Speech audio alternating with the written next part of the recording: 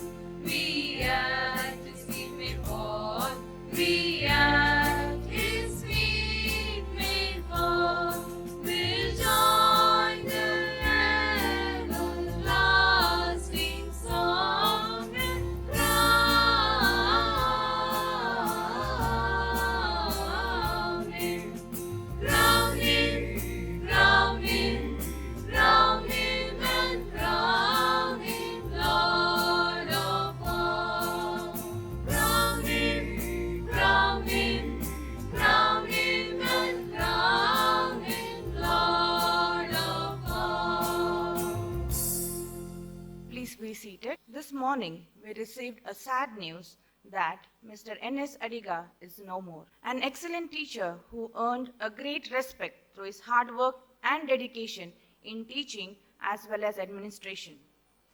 He was the former lecturer and later principal of SMSPU College, Brahmawar. He also was a lecturer at Crossland College, Chandar. His children and grandchildren have been our alumni. He was my lecturer in English at SMSPU College as well. Let's observe a minute's silence as a mark of respect to the departed soul. Please rise.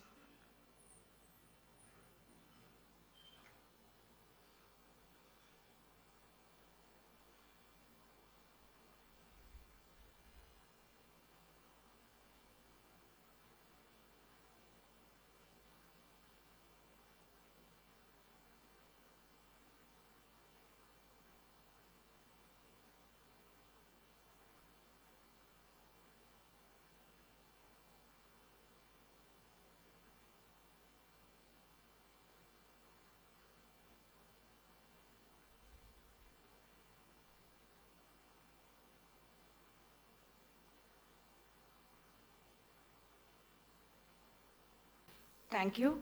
Please be seated. Our country is known for its rich culture and traditions, and one among them is welcoming guests. When it is through dance, it allows you to express your feelings without having to speak. Our teachers are here to welcome the gathering through a traditional dance.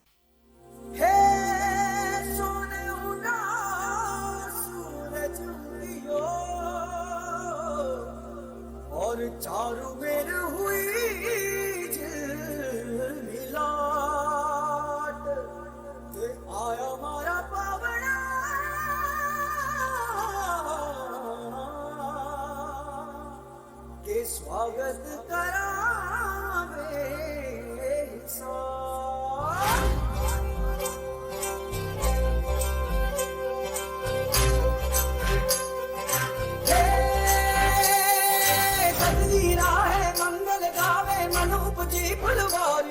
साजे गाजे बाजे गूंजे सपनोरी ये किलकारी रे one उपवन अभिनंदन करता छाई धगा बनियोरी रे चक्कर भांको झांकी झांको हुई जश्न की ये तैयारी रे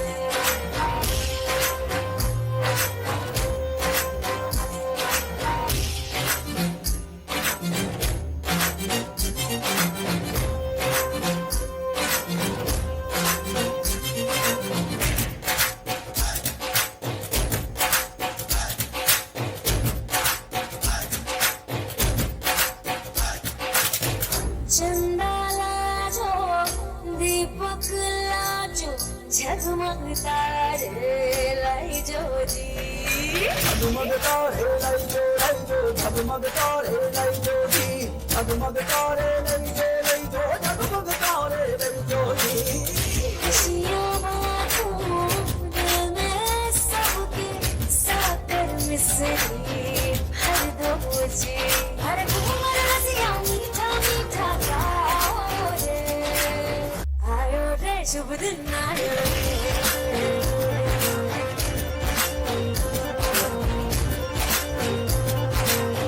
आयो रे शुभ दिन आयो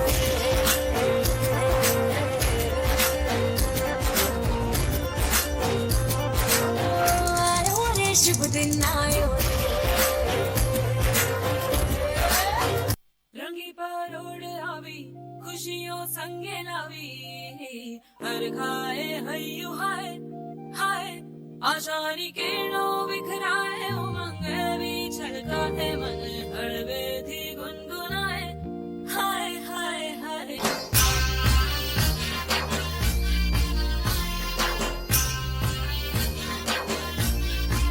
रंगी परोड़ आवी खुशियों संगे लावी हर खाए हयू हाय हाय रंगी परोड़ आवी खुशियों संगे लावी हर खाए हयू हाय हाय हाय हाय हाँ मजा है जिंदगी नशा है जिंदगी धीरे धीरे चढ़ेगी हाँ दुआ दे जिंदगी बता दे जिंदगी बात अपनी बनेगी हाँ ख्वाबों के बीज कच्ची जमीन पे हमको बोना है आशा के मोती सांसों की माला हमें पिरोना है अपना बोझ मिल के साथ ही हमको ढोना है शहनाई शहनाई शहनाई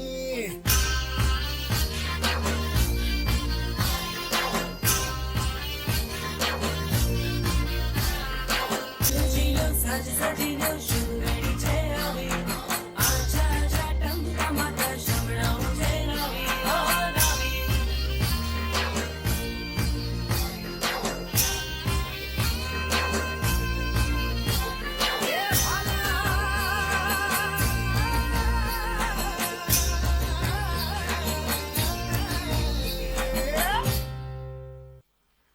Thank you, teachers, for that graceful welcome. May I now request our principal, Dr. John Thomas, to formally welcome the galaxy of intellectuals. A very good morning to one and all.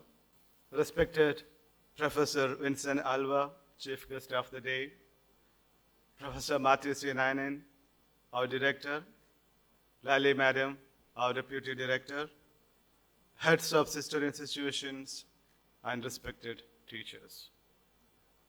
It's with great joy and privilege that I extend a heartfelt welcome to our esteemed chief guest, respected teachers, and all our honored guests who have joined us today to celebrate the occasion of Teachers' Day. Today, we gather to express our deep gratitude and appreciation for the tireless dedication, unwavering commitment, and boundless enthusiasm that our teachers bring to their roles every single day. Teachers are the architects of our future, molding young minds and nurturing the leaders of tomorrow. Dear Nainen sir, you are a source of inspiration to all of us and many more. A life dedicated for the cause of education for over half a century is praiseworthy and remarkable. It's with a joyful heart that we welcome you as you preside over today's function. A genial welcome to you, sir. Dear Professor Dr. Vincent Alva, we know that you are a celebrated teacher for over 3 decades. Your remarkable achievements and contributions serve as a beacon of excellence, motivating both your teachers and students to reach for the stars. I extend a cordial welcome to you, sir. May I now invite Mr. Babu KP, Dean of ITS, to offer a floral welcome to our chief guest.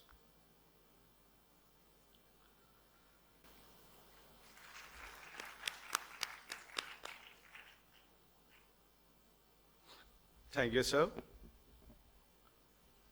To our revered teachers, you are the foundation upon which our institution's success is built. Your passion for education, your ability to ignite curiosity, and your unyielding support create an environment where students can grow, learn, and flourish. Your efforts extend far beyond the classroom, shaping character and instilling values that will stay with our students for a lifetime. As we celebrate this special day, let's remember that teaching is not just a profession, but a lifelong mission that shapes the destinies of countless individuals. Let's honor the memory of Dr. Sarvapalli Radhakrishnan, whose birthday we commemorate as Teachers' Day, by continuing to uphold the ideals of education, knowledge, and enlightenment. I welcome Lali Madam, heads of our sister institutions, and all the teachers from our campus institutions to this special program. I encourage all of us to take a moment to reflect on the impact our teachers have had on our lives. Whether it's a word of encouragement, a patient explanation, or a guiding hand, their influence is immeasurable. Let's celebrate Teachers' Day with joy, enthusiasm, and a renewed commitment to the noble cause of teaching. Once again, I welcome one and all. Thank you. Let me now introduce our chief guest to you. Professor Dr. Vincent Alva was born at the historically renowned Pachaka in Udupi, which is the birthplace of the great Dvaita philosopher Madhavacharya. After primary schooling at his village, he moved to St. Aloysius College, Mangalore for his high school and pre-university studies. He had his graduation at Purnapanja College, Udupi. He completed his master's degree in English language and literature in 1990. It's interesting to learn that Dr. Alva launched his teaching career soon thereafter on our campus at Crossland College. After a brief stint here, he moved to Bombay College, Aikalam. After 11 years of Bombay College, he moved to Milagres College in 2001, where he rose to the position of the principal. He has put in a total service of 33 years of service till date. He was awarded PhD degree by Mangalore University in the year 2015 for the thesis, Interpreting and Interrogating Indian Traditions, a study of the fictional work of Gita Mehta, Shashi Tharoor, and Rohinda Mistry. He has published research articles and presented papers in many seminars and conferences. Special mention should be made for his translation of Jnanapita awardee Professor Yuva Anandamurthy's novel Samskara into Konkani. Let me also tell you that Professor Anandamurthy was my teacher. Dr. Alva has authored 2 books in Konkani and is a regular contributor to the to a number of magazines and newspapers. Of late, he has started to write one short poem every day under the title Beats of Love, and the number has crossed 200 already.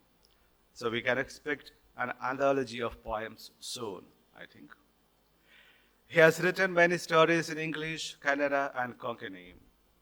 Music, reading, cycling, and sports are his hobbies.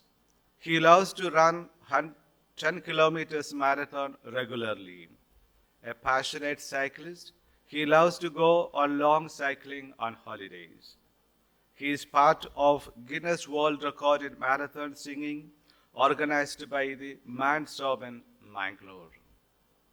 Sir, with much love, respect, and gratitude, now I invite you to address the audience. Thank you, Dr. John, for the wonderful introduction. Normally, I don't prefer people introducing me, but for the pressure put on me by your director, Professor Matthew Nainen, I sent a note, and thanks for reading the same. I am not embarrassed now. Whatever you have spoken is the truth. Otherwise, while introducing a guest, they bring a chicken here on the stage and hook the feathers of a peacock and ask it to dance like a peacock. In my case today, it is not. Thanks for the wonderful introduction. My motivation, Professor Matthew Nainen and Madam Nainen, and my professional partner, that is my friend, very close friend, Professor Johnson. Do I see Robert Clive here? Ah, yes. Who came to my institution a day before to speak to my students. And my music partner, Gladson, who is a good friend of mine, and all the heads of the different parts of this institution and teachers. I have not prepared a speech for the simple reason I don't prepare a speech.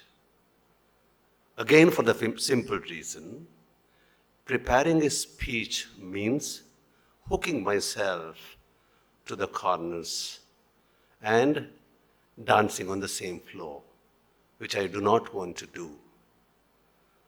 When Professor Nainen asked me to be the chief guest for this great day, by the by, Happy Teachers' Day to you all, before I forget. When Professor asked me, I was a little hesitant because I was very sure that Professor would be sitting in front of me. And what to speak in front of such a colossal figure, a motivation personified himself. I took time. Immediately I didn't give an answer. I said, "Sir, give me some time. I'll fall back to you."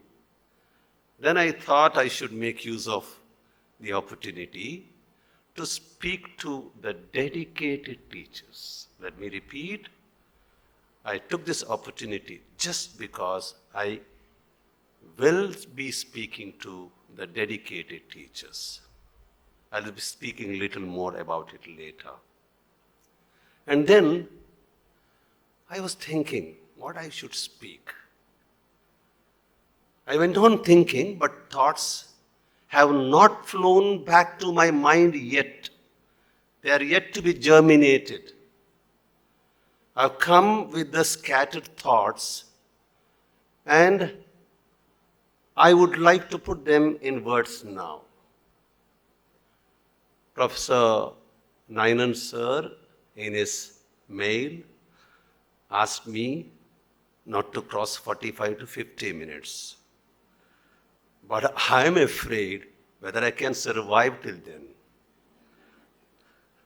If my thoughts go dry, I might come running to you and you can lengthen your speech later.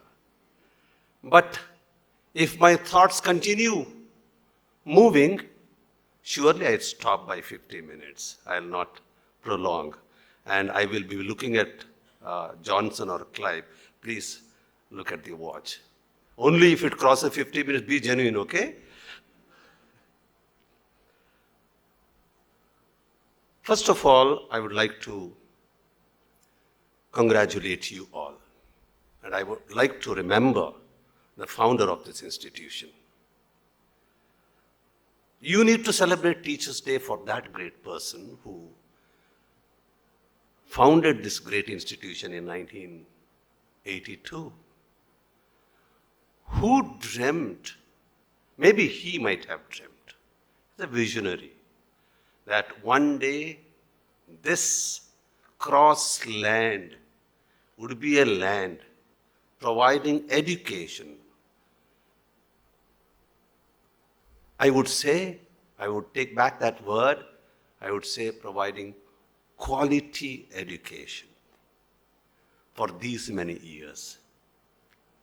And this place is an educational haven as well as heaven, not only for the teachers, but also for the students from kindergarten to the graduation level.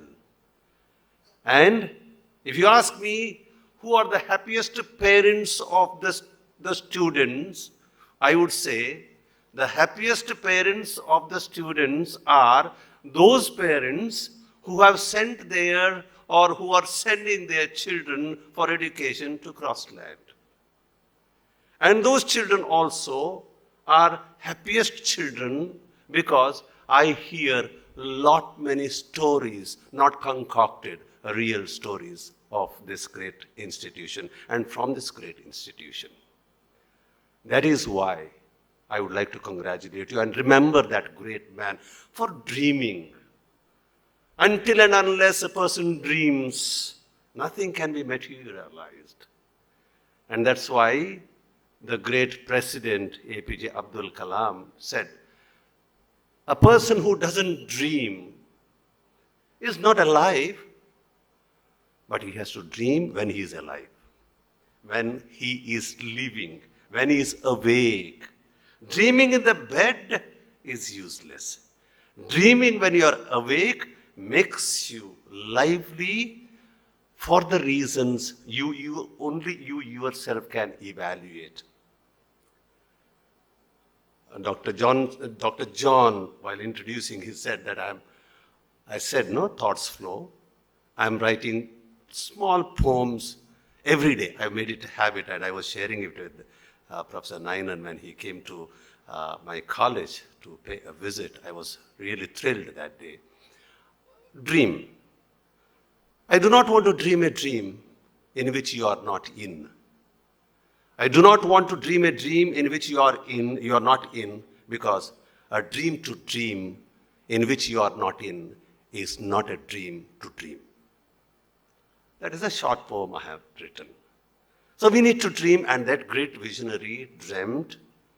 And there is Professor Nainan here, who continued the legacy, who continued to dream the dream of that great person dreamt. And here we have a huge campus, but at the same time, a very dedicated band of teachers and students. So at the very outset, I would like to congratulate you. What great motivation. Professor asked me to give a motivational speech. No. What great motivation do you want when these persons are there in front of you, walking in person? Motivation walking in person. You need to be lucky. I do not want to give you any suggestions today, any guidance today. As mentioned here, I put in 33 years of teaching experience. I will never call teaching profession a service. It is an experience. I have put in 33 years of teaching experience. Every time, every moment, every day with new experiences. And the teaching profession, we have heard, is a noble profession. Who is supposed to, just because somebody has, called it a noble profession, am I, as a teacher, a noble teacher, is a question that I will have to ask myself. Let's share some of the experiences. I would like to speak about the educational system that we are in. I will keep this Little Rock and this institution outside, because this institution has its own style which is followed as an example by other institutions. I know several of the institutions. But you will definitely agree with me if I say education has become commercial. And we people are the employees of those commercial institutions. I will have in my mind only the PU level education now. We are teachers, right? And what we are supposed to do, we are supposed to produce. We say, we have produced so many students. What does it mean? Producing something is done in the factory. And that makes me call some of the institutions have become factories now.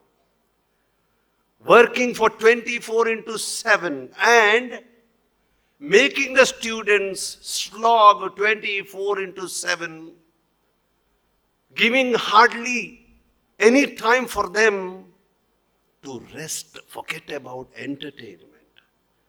Forget about recreation.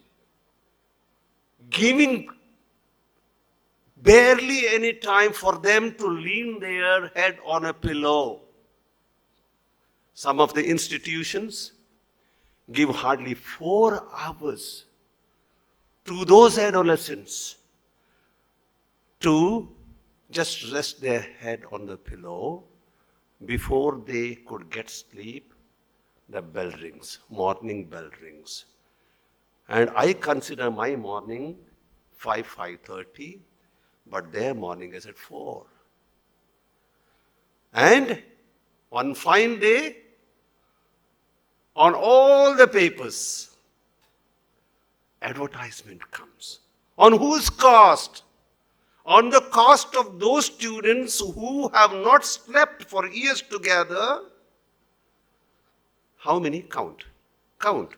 Hardly 20, hardly 30, hardly 40. But that institution has not less than 600 students. Where are other 560 students?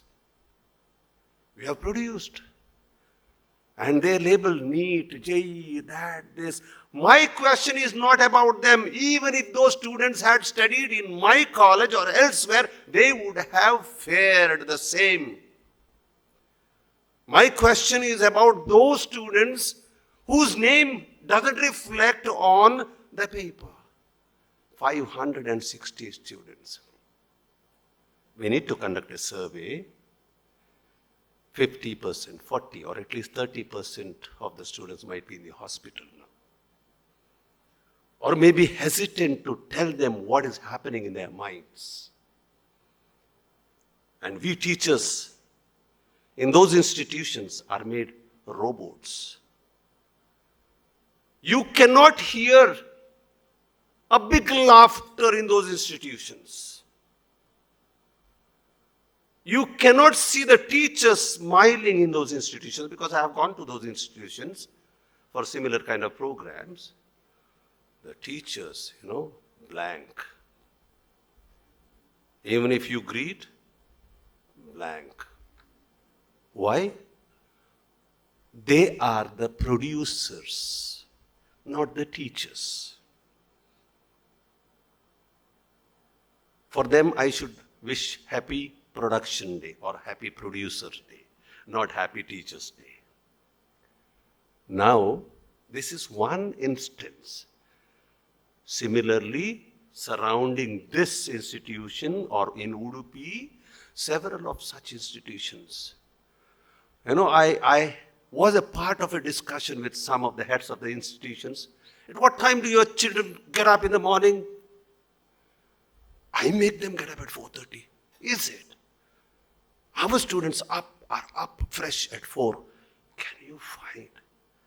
Can you find a single person, including me, getting up fresh at 4 o'clock in the morning? I don't know. You might be, I don't know. But not me at all.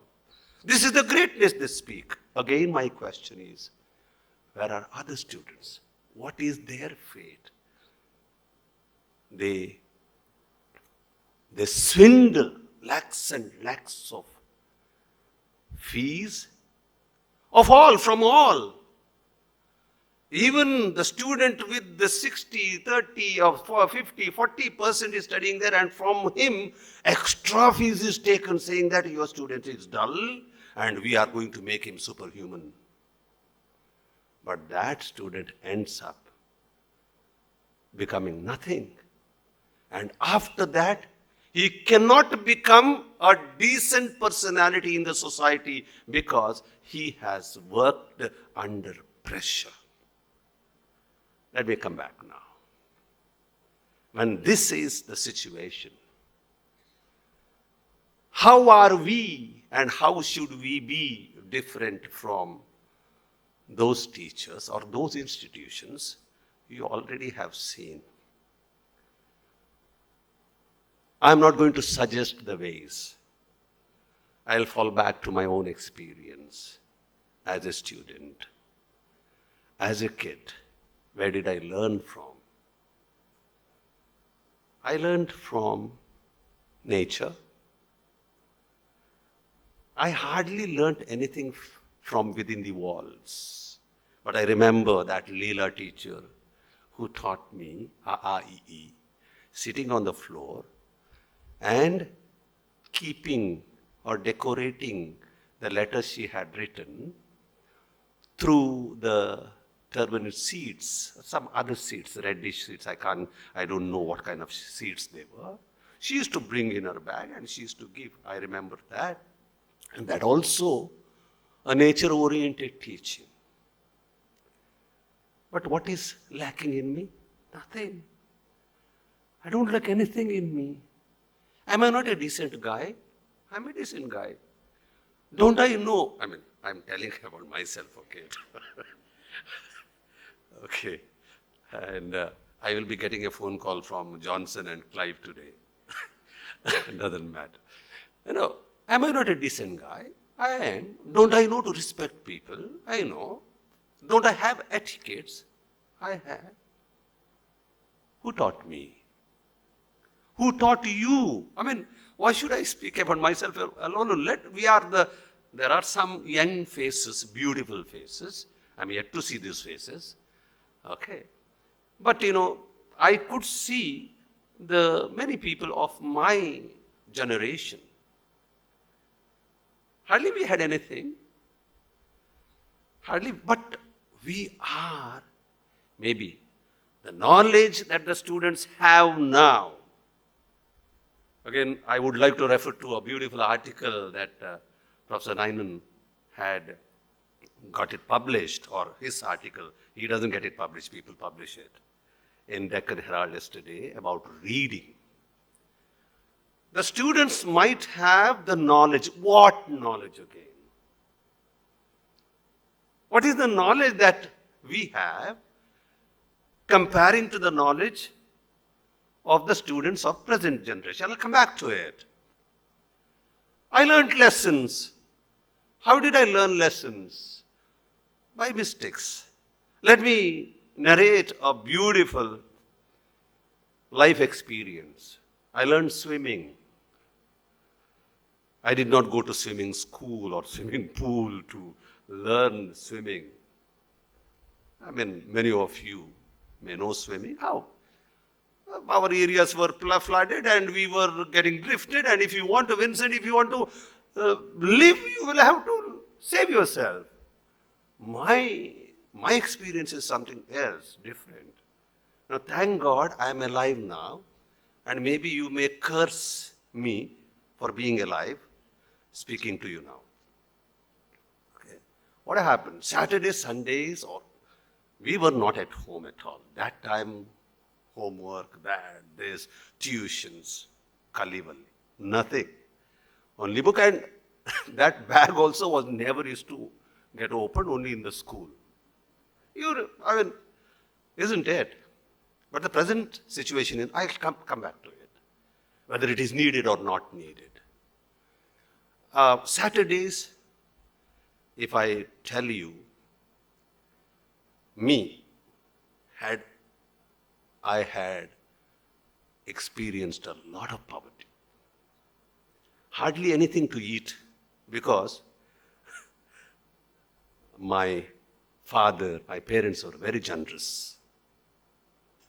They gave birth to 12 children. And I am the 11th, not getting anything, everything from higher up. Even the shorts or the shirt, no buttons, and I will not. And that too, only one pair. At home, you imagine. Better not imagine. That too, no money to get a fresh one, because in Udupi city, they used to hang that langoti. And my father did not even have money to give langoti. It was hardly one langoti, fresh langoti with 1 year, and we used to feel proud and roam around our small city with that and say, see, new. But we did not have that also. We used to cut our mother's sari, and mother hardly, had enough length of sari to cover herself at the end of the day. And what happened, we used to, there is, he mentioned about Pajaka Kshetra. You might have seen Kunjaragiri Pajaka Kshetra. Some of you might have visited there. Behind that mutt, there is a well.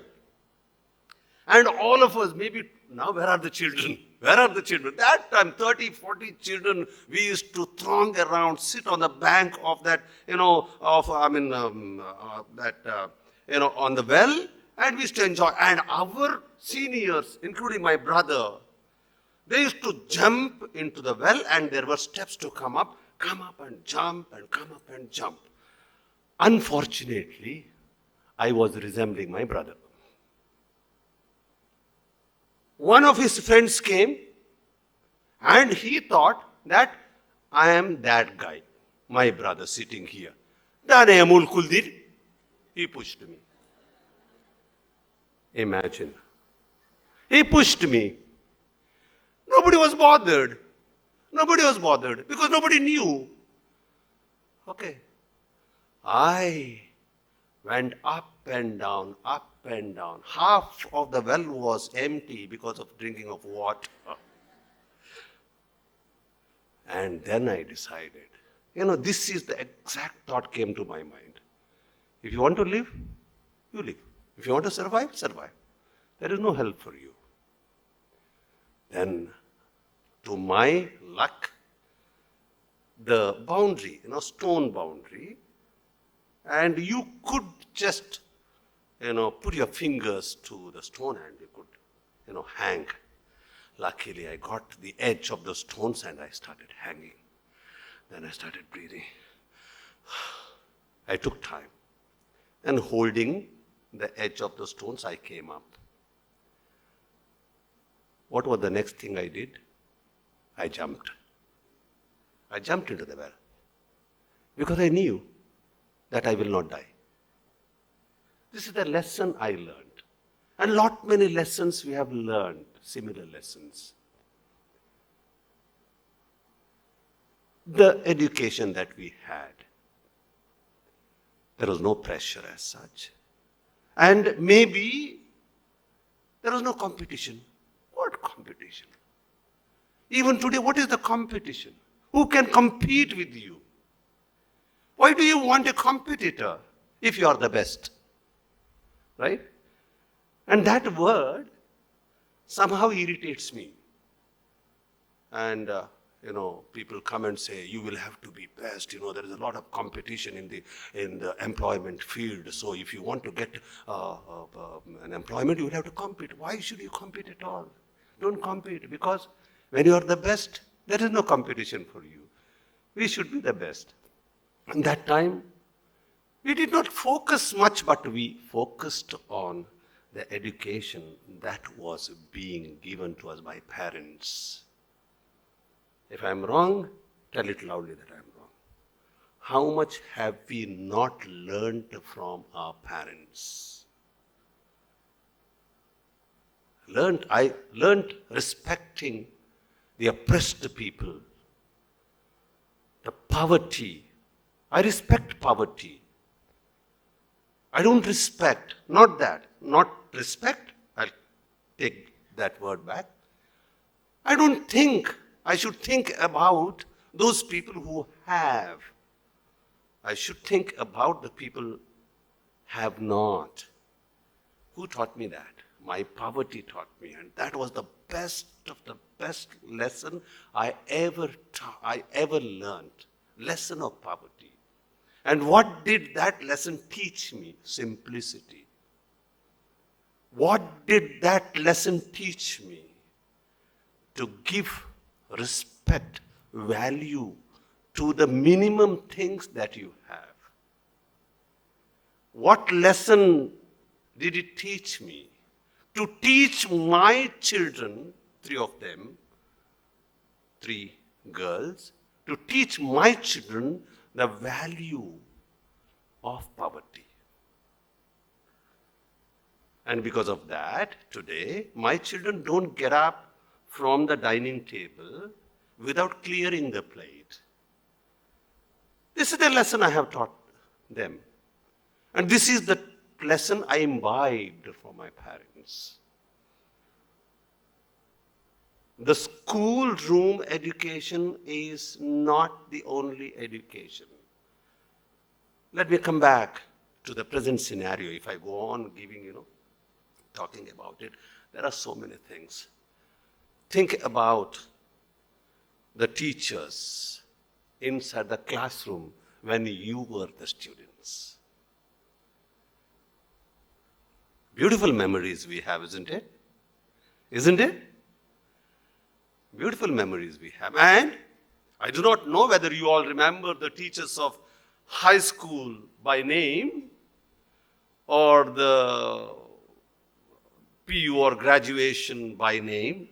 But I'm very sure all of us remember the teachers of kindergarten and of primary, of course. Right? Yes? Why? Why do we remember them?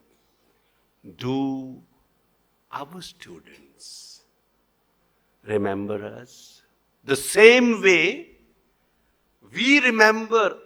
Should I name my teachers? I will name each and every one of them, and I tell you the number of, beatings I had from each teacher. I remember that. Never ever I went a single day back home without getting beaten up by the teachers. That had become a routine thing. Now, you try to beat. Now you try to beat. Forget about that. Try to hold a scale in your hand. Who will come? So many, parents of course will come. And then child, what is that? They will come.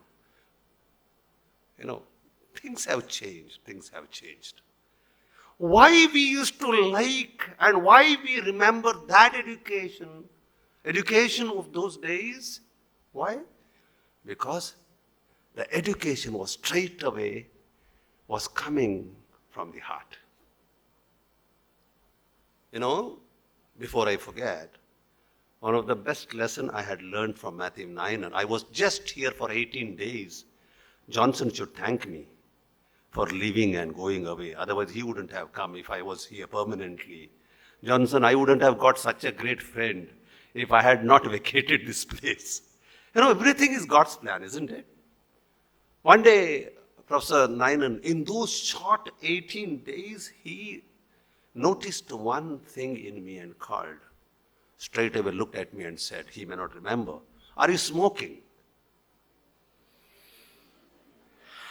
I said yes. Because then I was a passionate smoker. Like now I am a passionate cyclist, I was a passionate smoker. Before, there was a angadi there outside, and I would get down and smoke and come. I was smelling a cigarette. That time, nobody used to bother. And if you had a cigarette in your hand and move around, you were a hero that time. And only girls will look at you only then. Otherwise, they wouldn't look at you. Now, nobody wants to look at the person with the cigarette. And he called me and he said, "Stop it." I stopped. It took me 8 years, sir. 8 more years to stop it. But your words, before that, nobody told me to stop smoking. But your words were reverberating in my mind. Many days, many times I left. Next morning again I started. But I remember 1998, June 2nd. I remember the restaurant also, where I was sitting and smoking, of course, with a drink. And then I continued smoking 12 cigarettes and continued drinking. Then I realized, oh my God, what am I doing? I kept that burning cigarette. I let it burn itself, went out, never touched even today, never had a cigarette even today, because I never visited that restaurant or the spots even till today, till date. I don't visit those spots where I was smoking. That was the greatest lesson I had learned. You don't require a teacher to learn a lesson, teach a lesson, learn a lesson. Why do we remember? That was he did not chide me, he did not scold me. He looked at me and said, "Stop it, that's it." Only once. I said, "Sir, okay, then you go," he said. Why do you want hours of lecture to change a person? Isn't it? Why do you want motivational speeches to... Why? It came straight away from your heart. And we remember our teachers because that time the education was straight from the heart. Now, it's straight. The present day education is straight from Google. That's what Professor Nainan mentioned it in his article. It was a beautiful article. Teachers are, don't personalize. No worry, because I will not be here, I'll run away. Don't worry. I may not meet you at all. Or don't come to my campus. Always welcome. Nowadays, the education is straight. Straight from Google. Straight from that web. I don't know where. Web, I just observed, one of the passionate things that I want to observe is the spider weaving the web. What a beautiful chemistry, physics, and everything is there. Literature also is there, Johnson, while weaving the web. Earlier I used to call Gladson, ನನಗೊಂದು track ಮಾಡಿ ಕೊಡ. I sing. Immediately he would send. ಈಗ ಗ್ಲಾಡ್ಸನ್ ಬೇಡ ನನಗೆ. ಯಾಕೆ? ಅಲ್ಲಿ ಬೇಕಾದಷ್ಟು track ಸಿಗುತ್ತೆ. ಅದು ನಮಗೆ ಬೇಕಾದಾಗ ಸಿಗುದಿಲ್ಲ Gladson. You are evergreen, okay? See this. And earlier, I remember Gladson also was there in my music group. In 1990s, I had a music group. That time we used to have keyboard, bass, bass guitar, rhythm, lead, and a drummer. Now nothing. Idu kodi, unta, kodi. Isn't it? Things have become so easy. We used to spend half an hour in, balancing Gatson, do you remember? Balancing. ಈಗ ಅವರು ಒಂದು keyboard ಸಾಕು. ಒಂದು ಕೀಬೋರ್ಡ್ನಲ್ಲಿ ಏನು ಬೇಕಾದರೂ ಮಾಡ್ತಾರೆ ಅವರು. He will do whatever. That time we did not have that. We used to, hey, you went flat, okay. Your chord was not perfect. ನೀನು ಸಿಂಗಿಂಗ್ ಸರಿ ಇಲ್ಲ ಮಾರೆ, ಇಲ್ಲ ನೀನು ಆ ಕಾರ್ಡ್ ಸರಿ ಕೊಡಲಿಲ್ಲ, ಅದಕ್ಕೆ we use to blame one another. ಈಗ perfect.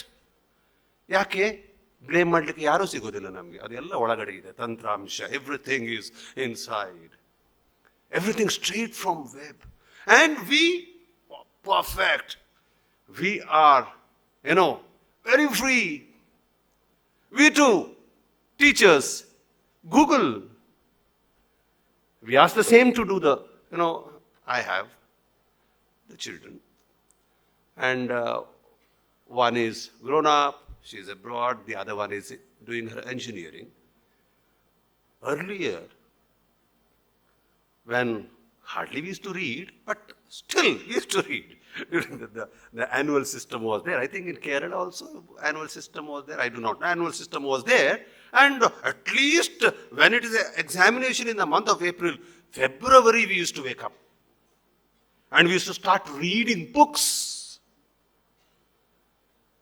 Analku aidu books. We used to curse the teachers and so they were enta paಠ ಮಾಡಿದ್ದಾರೆ ಮಾರೆ ಅರ್ಥ ಆಗುವುದಿಲ್ಲ.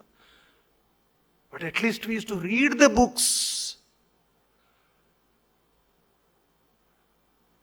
Now, my daughter comes from the classes.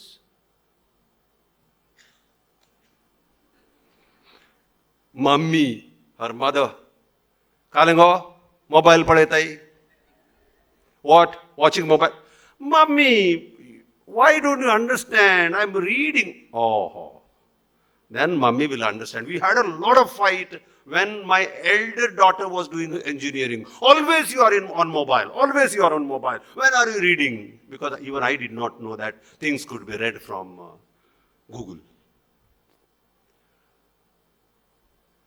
Now, we ask our students.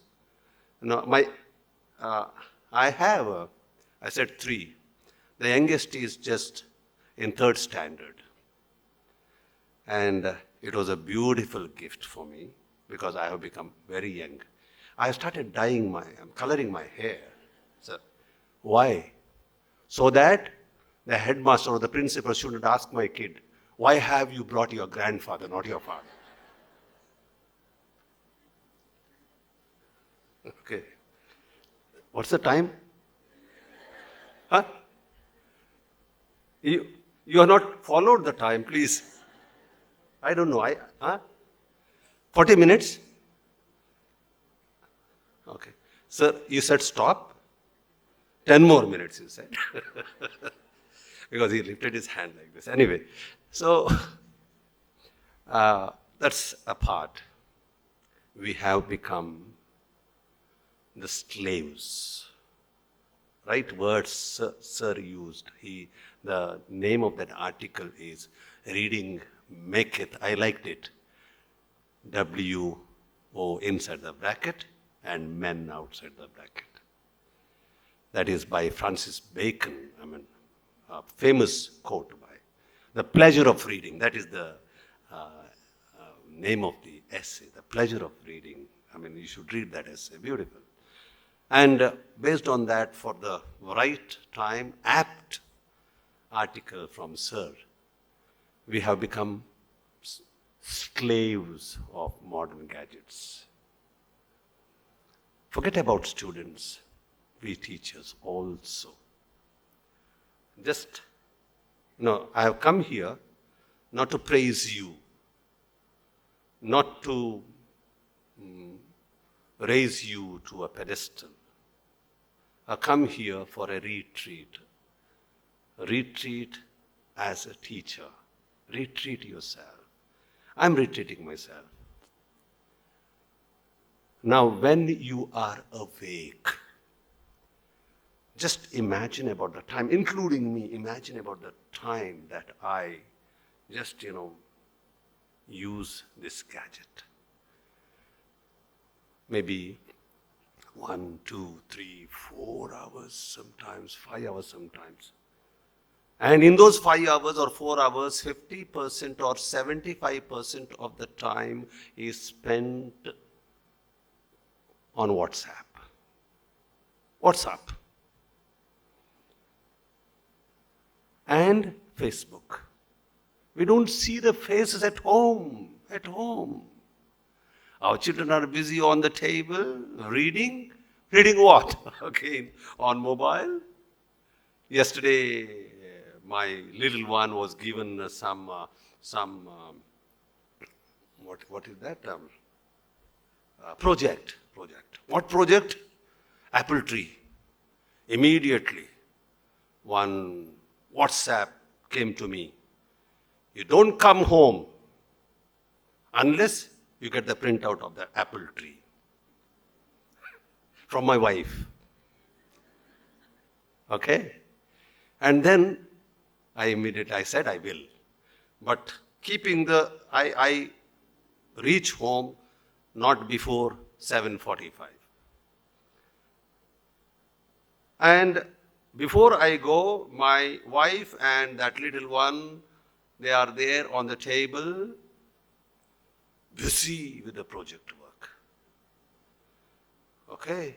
Busy with the project work. And there was a verbal spat between them. Mummy, it is not right. Teacher has said this. There should be a column like this. So there is no space for mother also.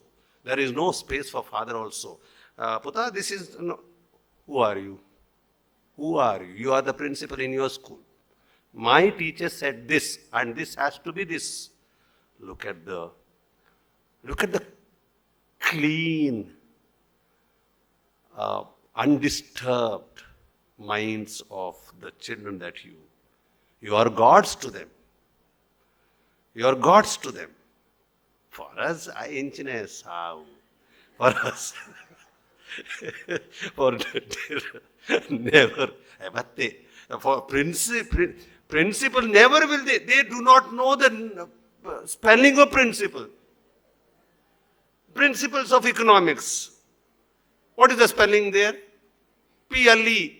Our principal and the Barili kede principal PLE. Yake they never utter the word principal. Hey, principate poya. Princi. At least they can call me a prince, right?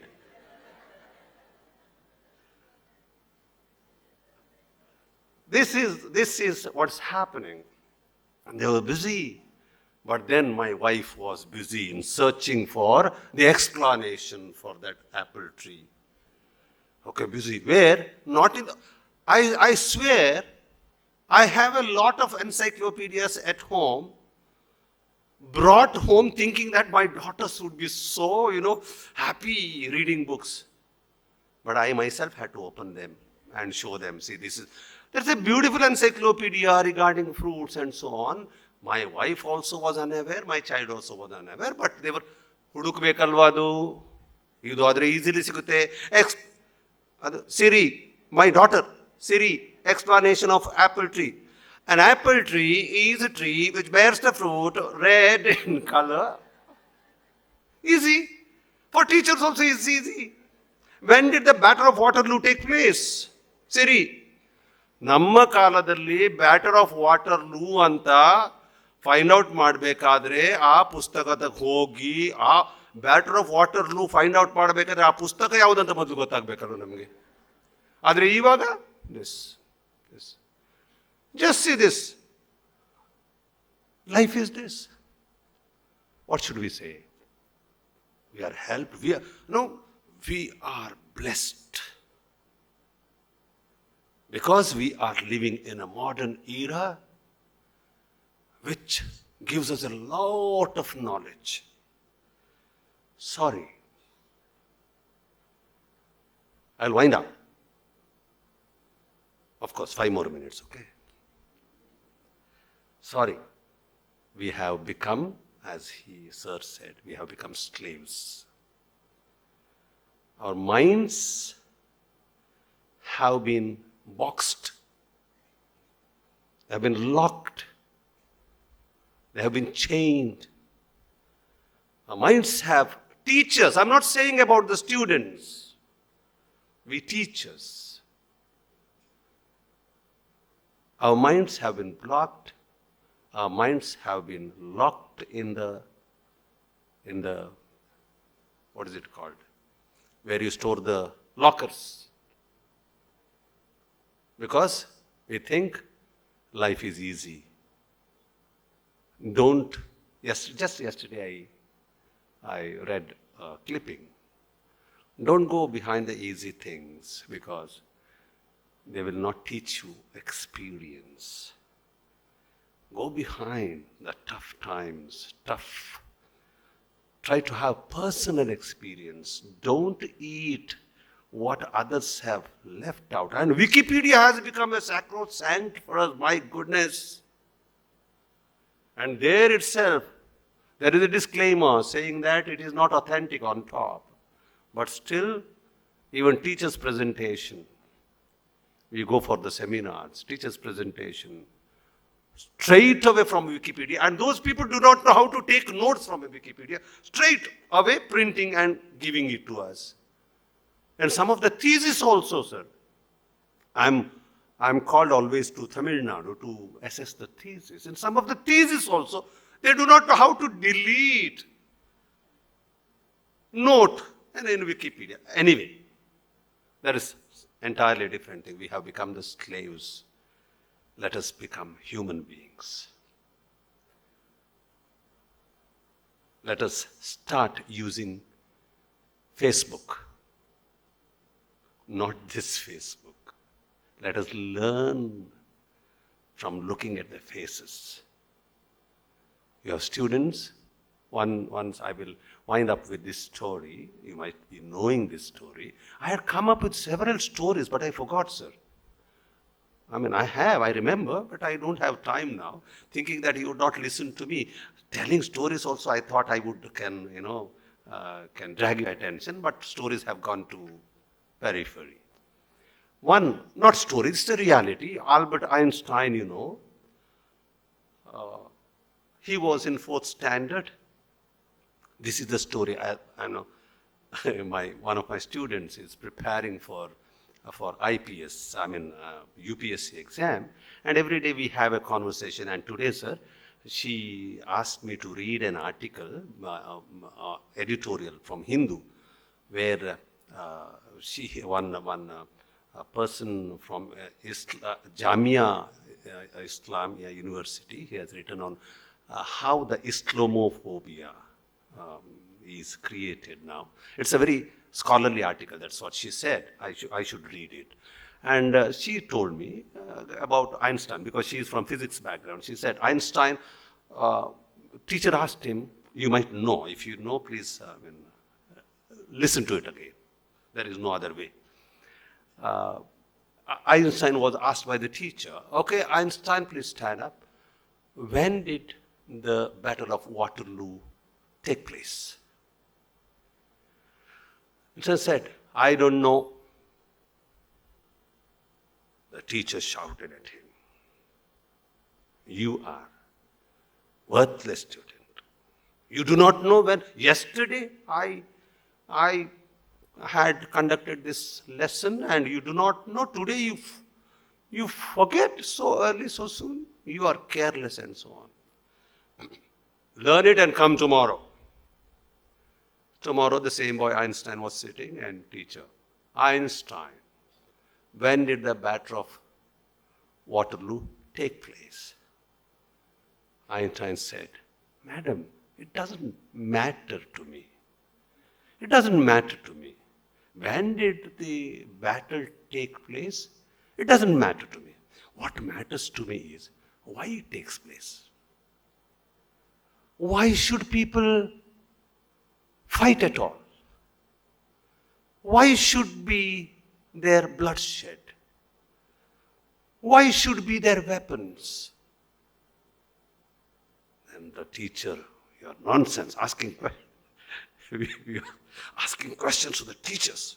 Who is teacher? Me or you? Shut up. Sit down. Don't open your mouth. These are the usual words that we use in the classrooms. Then Einstein was not at all interested in this kind of formal studies. For his father's pressure, he used to come to the class. Then he went to a doctor himself and brought a notice from, prescription from, he is not fit. He is not mentally fit to undergo formal education. And that is the beginning of the greatest era. Creative. Maybe, who knows, there might be Einsteins in our classes also, but what do? Shut up. Have we ever you might be different. I'm seeing many other teachers here, not you, sitting behind you, on the empty chairs. I'm addressing to them now. The normal situations inside the classrooms are keep quiet, shut up. One day, one teacher came to me when I was not the principal. Enta class gotta? Pin drop silence class. Yaru matadlilla. I asked him, in class ge hodadda athwa cemetery ge hodadda, graveyard ge hodadda? Did you go to the classroom or to a graveyard? What is the use of getting into a class where the student don't speak? Anyway, let me wind up. There are so many things, so many thoughts. Now, thoughts are really germinated. I can go on and on. Let me stop. Let me stop by congratulating you. And only you are privileged to be the teachers of this great institution. At least I have the pleasure of calling myself or saying that I was at least 18 days I have the experience. But you are lucky, privileged. As I said, so many institutions are following your footsteps. And if everywhere, when I go, they say Little Rock, Little Rock, Little Rock. In Little Rock this happens, so we should do it. There it happens, we should do it. So I would like to congratulate you. And you have at the same time an added responsibility. When somebody introduces and says, I'm the teacher from Little Rock, the way they look at you, and I say, I'm the principal of Milagres College, okay. The way they look at you immediately, why?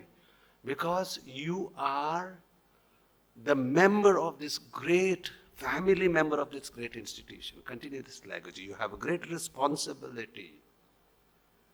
I see several buses on the highway. Maybe I overtake not less than 10, 12 buses on the highway. If you had allowed them, they would have overtaken me, but the speed is 40. Right? And that is how I realize the greatness of this institution. But there is one God, God Almighty, who is the greatest teacher. And who should be, whatever God you believe, we need to be the barriers of humanity. We are not just the human beings, we should be the barriers, carriers of, ambassadors of humanity. And the greater responsibility lies on the teachers. And nowadays, sad part is, even the teachers are becoming the slaves of religiosity. Religion is something different than religiosity. And that is the sad part. What will I teach my students if I am that? Yeah, you follow your religion ardently. But what if I go to the classroom and teach them bad about other religion? Let us be, open up. Let us open up. There is a song.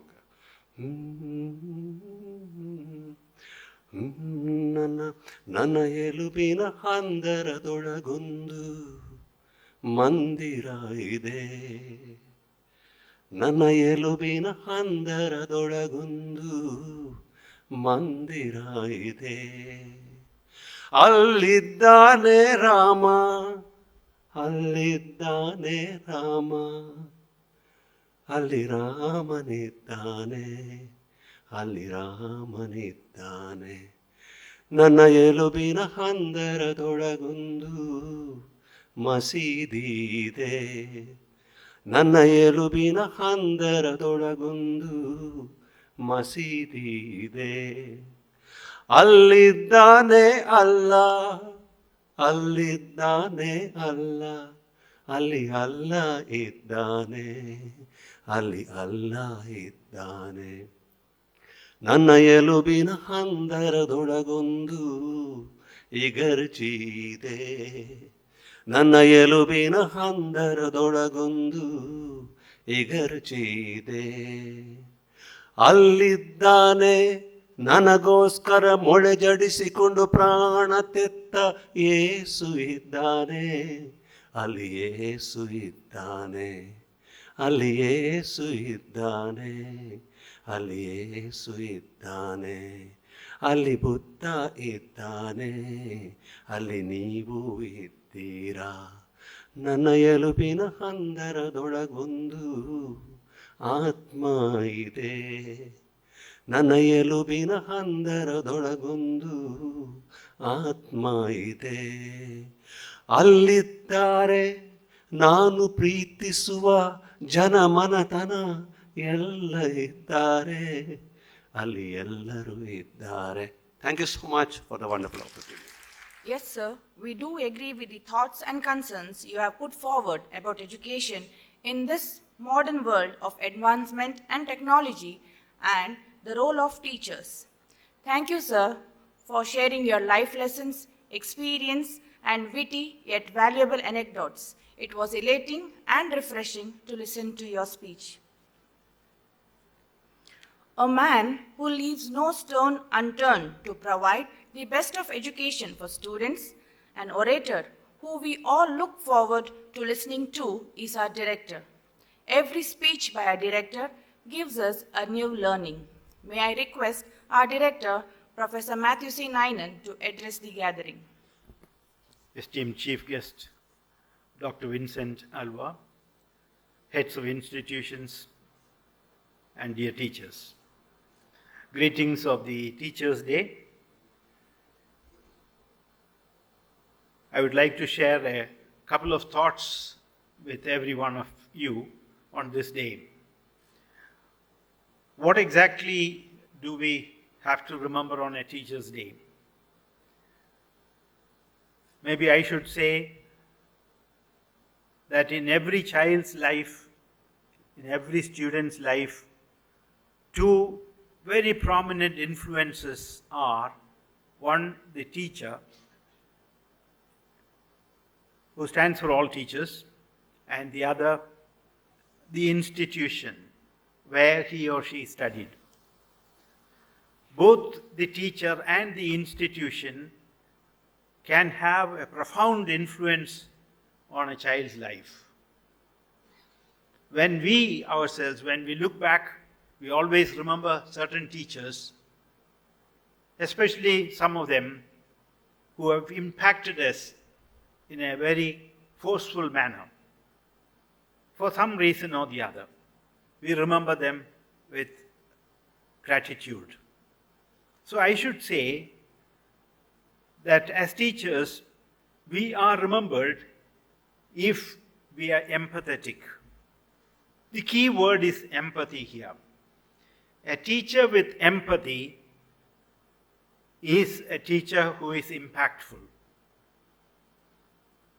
There might be a host of other qualities about you, your scholarship, your communication skills, your caring attitude towards children, your ability to establish relationships with students, a host of other things. Ultimately, all of them can be boiled down to this one thing, and that is the empathy that you have for children and others. Empathy is at the root of all relationships. So as teachers, we must look within ourselves and ask how empathetic we are when we deal with our students.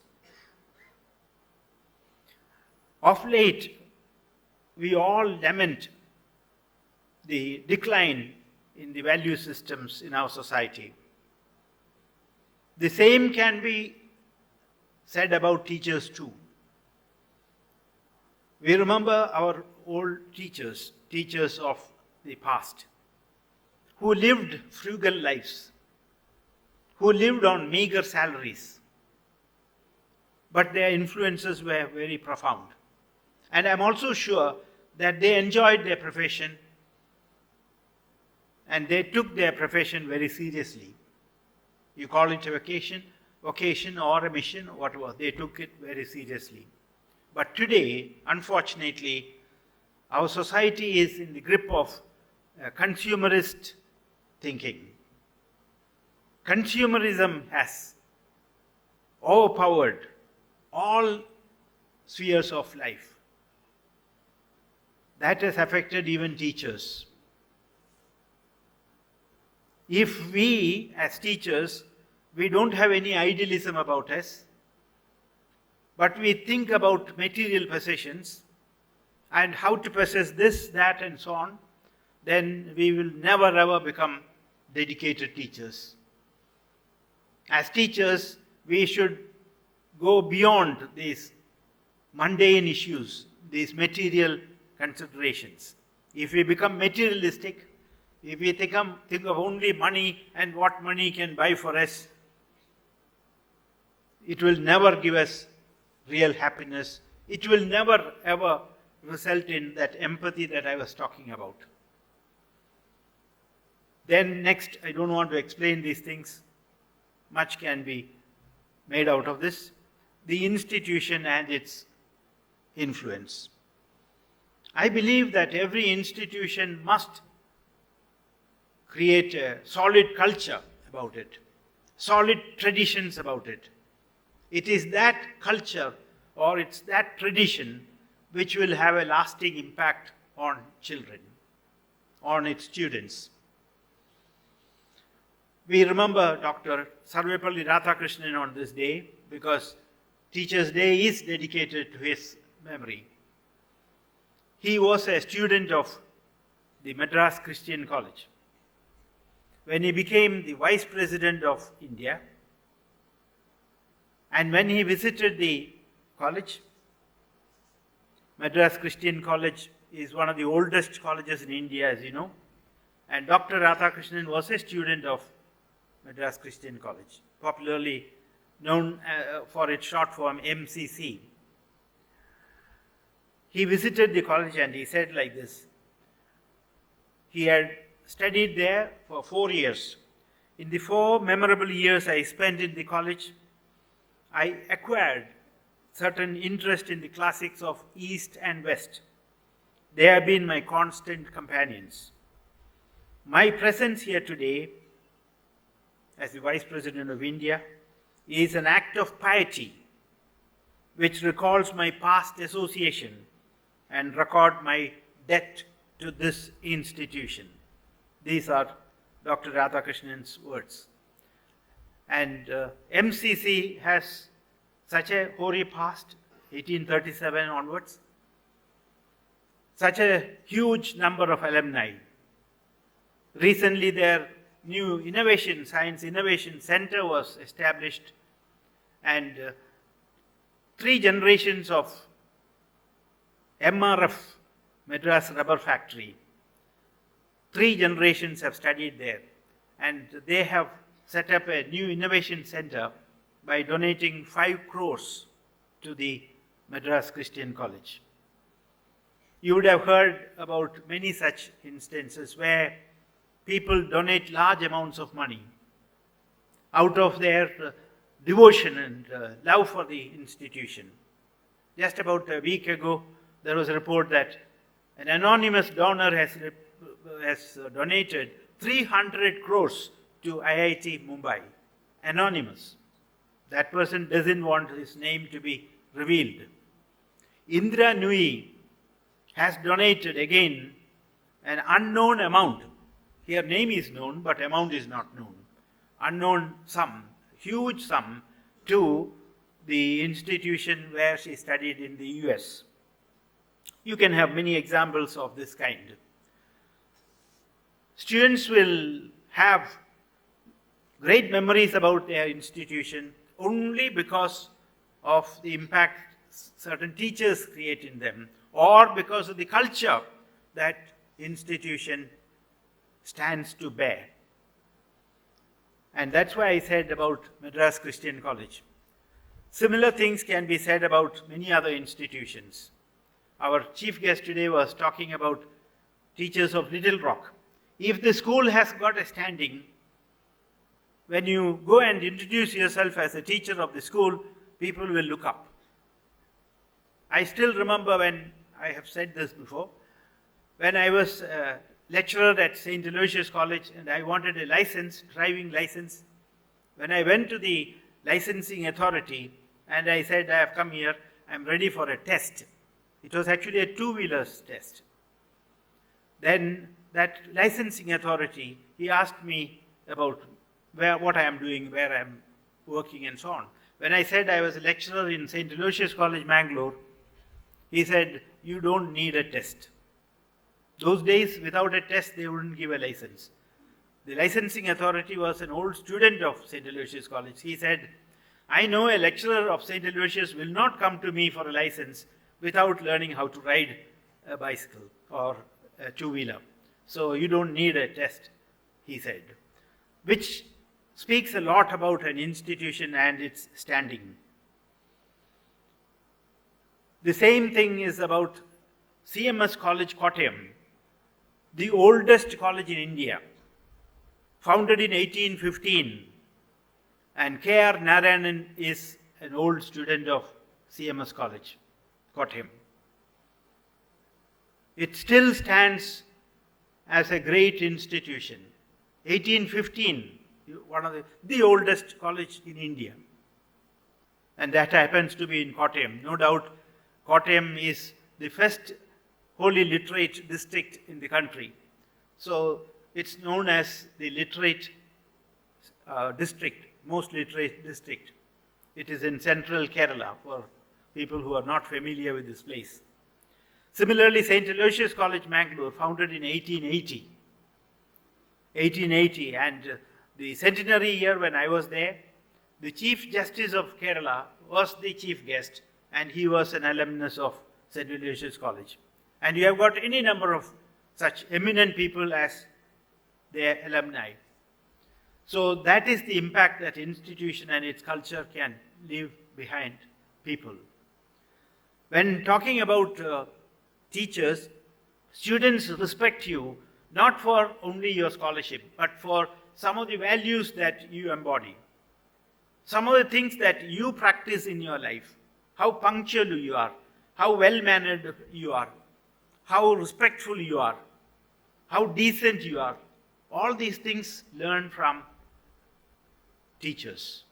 Gandhiji, in his autobiography, narrates one incident.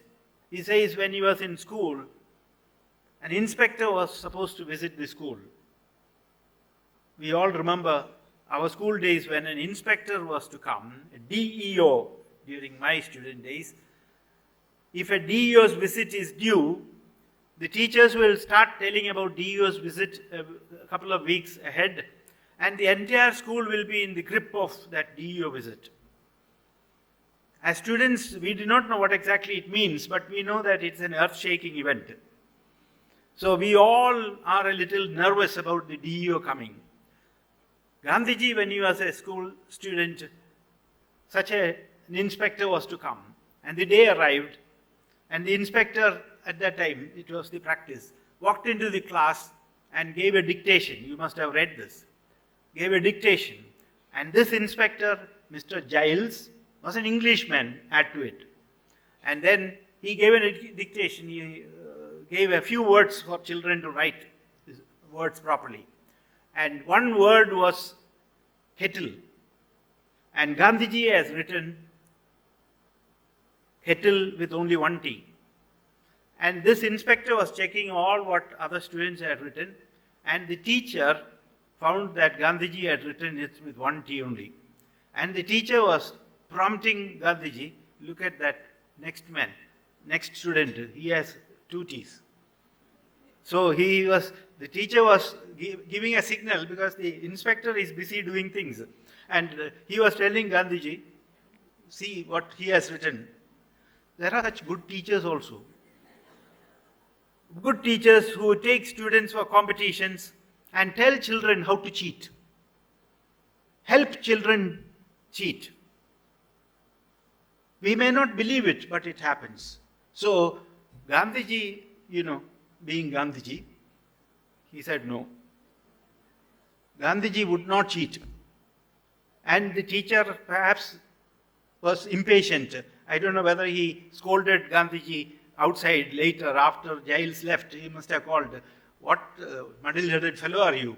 I was telling you to copy and put two T's there instead of one T, but you just didn't understand. That part is not mentioned. Anyway, the point I want to make is students observe you very, very keenly. As I always say, they don't remember what you taught them, how you taught them, but they always will remember how you treated them. They will always remember you all those good things that they have learned from you. Remember when our first batch alumni came the other day, they were all recalling some teachers, something they did, something they said. They carry that memory 30 years down the lane. So that's the impact we as teachers and as an institution, combined, collectively as an institution, we can bear upon the students. And our chief guest has pointed out several things, valuable hints here and there. And one of the things he said about coaching institutions, he referred to the Hindu today. That article on Islamophobia I haven't read, but there is another article which you must read, and there is a special supplement called Ground Zero. And that Ground Zero, today's report, is about Kota, the coaching capital of India. Kota, Rajasthan, the coaching capital of India. You must read that article. About 2 lakh students are there. This year already 23 suicides have happened. 23 suicides. It's a very, very gripping story. It's a very moving story. Today's Hindu newspaper, that column called Ground Zero. And the chief guest, while talking to me this morning, said about reading the article which came yesterday. He said, why blame students?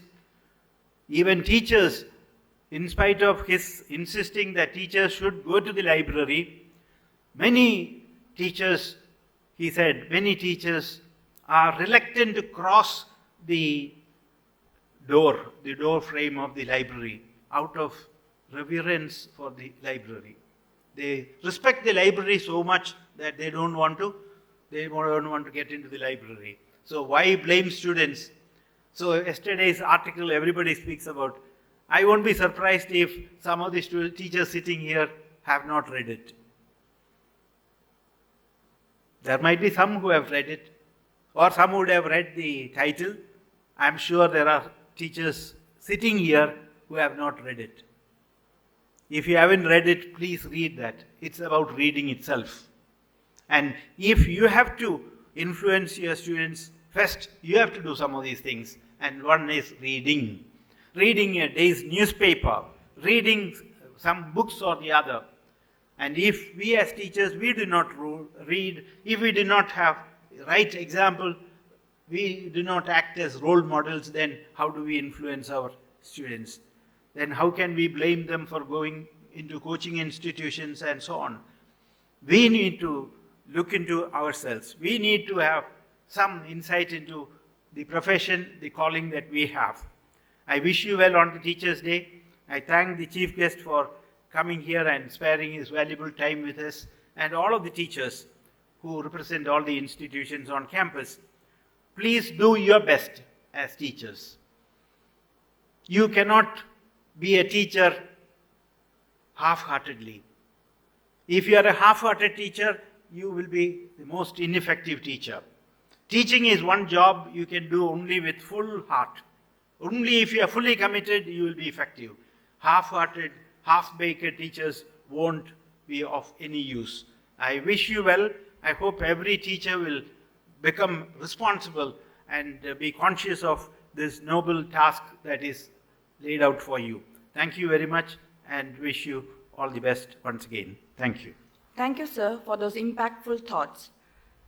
Teachers are observed and the values are upheld and are caught by our students, as we have prominent influence on their lives. As we are at the closure of the program, I request the Principal of Crossland College, Professor Johnson Jacob, to propose the vote of thanks. Esteemed Director, Professor Mathisinainen, my close friend and the chief guest of this morning's function, Dr. Vincent Alva, Deputy Director Lally Madam, heads of the institutions, and my dear colleagues. I am extremely happy to stand before you to propose the vote of thanks. And we have had enough and more thoughts on the Teachers' Day. But if I don't quote one or two lines, I feel I may fail in my duty. You know, in a world full of challenges, the need for inspirational teachers are permanent. Professor Mathisinainen every now and then speaks about teachers being inspirational and things like that. The great Dr. Radhakrishnan, in one of his talks, he said, "We cannot have a robust educational system without dedicated and committed teachers who view teaching as their vision and mission." I know the teachers of our campus very well. I know how dedicated they are, but these are some of the thoughts expressed by our great teachers. I would add one more to that. Another great teacher, Rabindranath Tagore, said, "A teacher can truly teach only if they are still learning themselves." We are in the process of learning, and we started this exercise on a very serious note 3 years back. Then the speech was given by Professor Mathisinainen himself, and I still remember the image of barnacles that he used, and he said how we should get over the barnacles to become more efficient.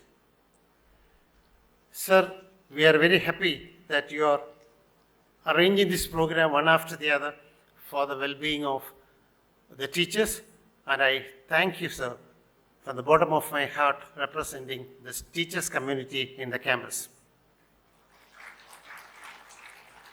When I stand in this auditorium, our chief guest also made a reference to that, I have to bow down my head in gratitude to the great teacher who was with us for quite a long time. It is none other than our late founder, Dr. C.T. Abraham and Mrs. Alice Abraham. They were wonderful teachers. I had the privilege of knowing him very closely for many years. He was not just the father for the family members, he was the father for everybody on campus. Now, he used to worry about each person working here and even come to our houses when there was a necessity. I remember the love and affection that he had for teaching, and his sacrifices and dedication have actually brought us all together here. Now, our chief guest of this morning, Dr. Vincent Alva, he said he taught here for 18 days. I did not know why he left, but today I know. Maybe because sir asked him to stop smoking. He decided to leave. And when I came here, actually I was supposed to attend that interview when Dr. Vincent Alva was selected. Maybe the problem was the distance. I calculated the expense. I was not fully employed at that time. I didn't want to ask my father for money after my studies. I calculated my bank balance and decided not to attend the interview. And Vincent left after 18 days, and again from the school I got a letter, the second letter, and in the second letter they offered me TA. So then I thought I should attend, because the TA was going to be provided, and I had not come to this place at all in my life, and that's why I came for the interview. I'll speak a little more on this a little later, but anyway, now I understand why Dr. Vincent left the college after 18 days, and we are very good friends. I call him almost every day. He is senior to me as far as principalship is concerned. Whenever I have a doubt regarding some of these 101 queries and things come from the government, I ask Vincent what to do, and he will say, "Don't worry, Johnson, these things will keep coming."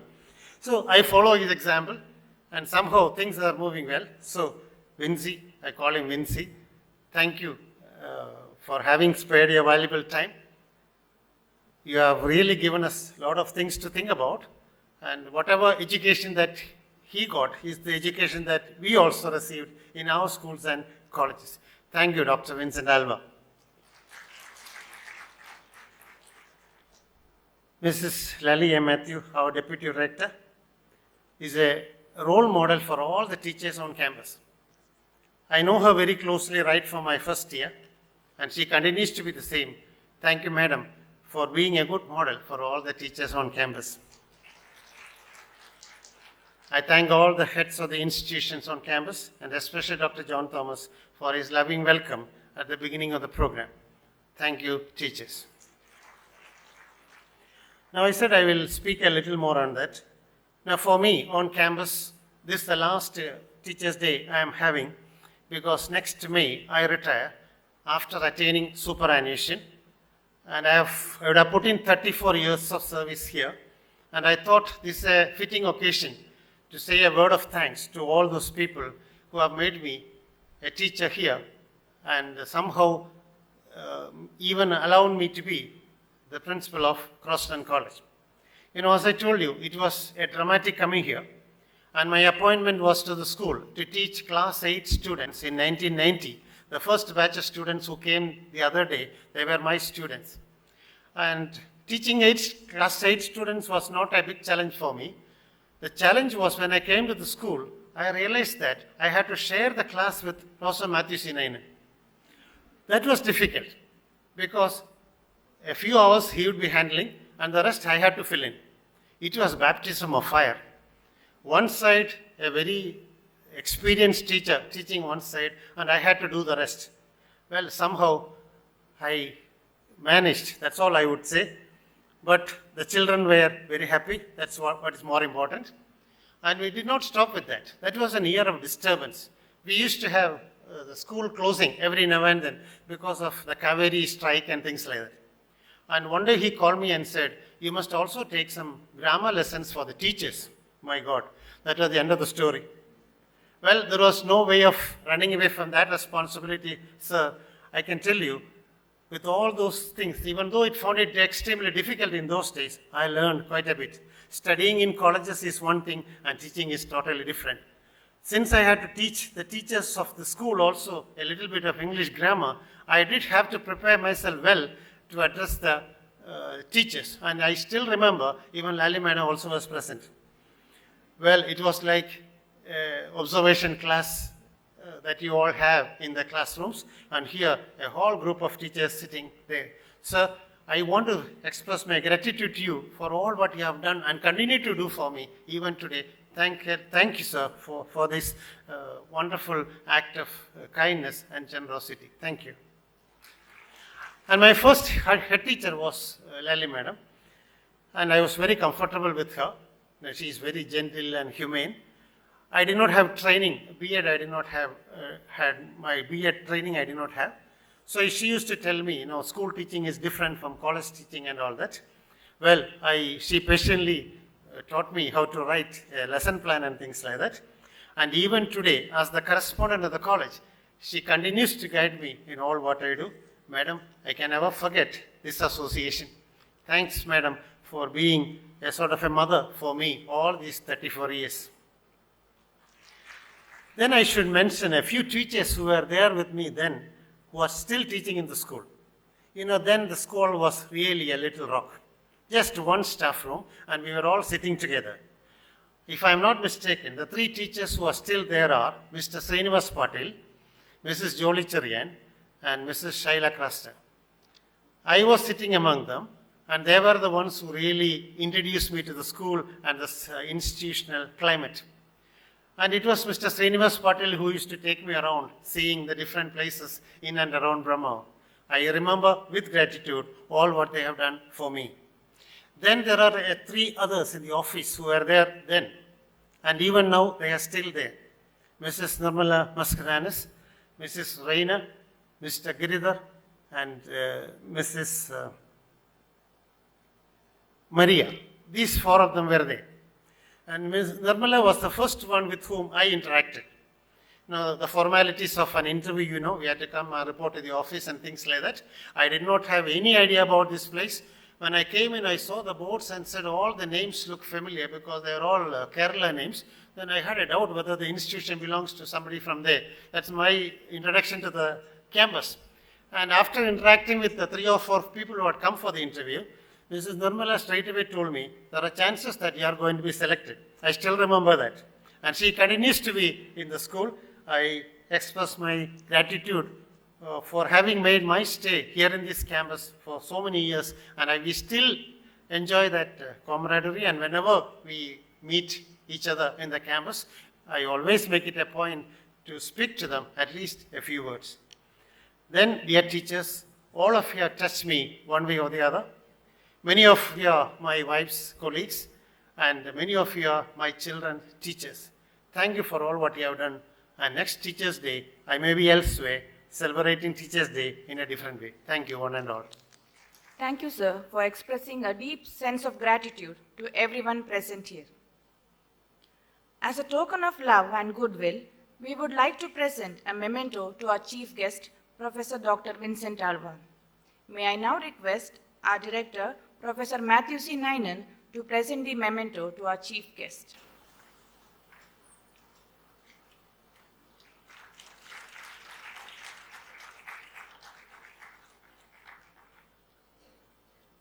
Thank you, sirs. With this inspiring and thought-provoking takeaways, we, the torchbearers of education, can change lives with the right mix of chalk and challenges. Students will forget what you said and did, but will never forget how you made them feel.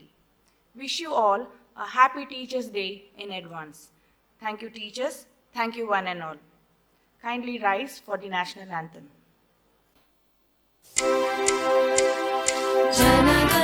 जनगणमनाधिनायक जय हे भारत भाग्य विधाता पंजाब सिंध गुजरात मराठा द्राविड उत्कल गंगा विंध्य हिमाचल यमुना गंगा उच्चल जलधि तरंगा तव शुभ नामे जागे तव शुभ आशीष मागे गाहे तव जय गाथा जनगण मंगलदायक जय हे भारत भाग्य विधाता जय हे जय हे जय हे जय जय जय जय हे 5 a.m. Thank you. Thank you, one and all.